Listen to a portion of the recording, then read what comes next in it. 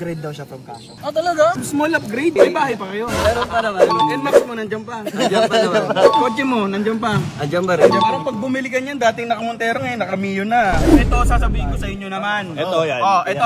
Sabihin nyo nang wala siyang buhok, pero maganda ang kanyang relo. Ang laki pa ng... Mali ba yun? Mali. Mali. Dahil pag sinabi, ang kintab ng ulo mo ah. Makintab din rin ako. Kaso ano, maliit. Bakit ano ba ito? 36? 36mm yan. Wimbledon. Mag-upgrade tayo sa 39mm di game. Actually yan, may kasamang hoodie pa yan. Baka, di ba?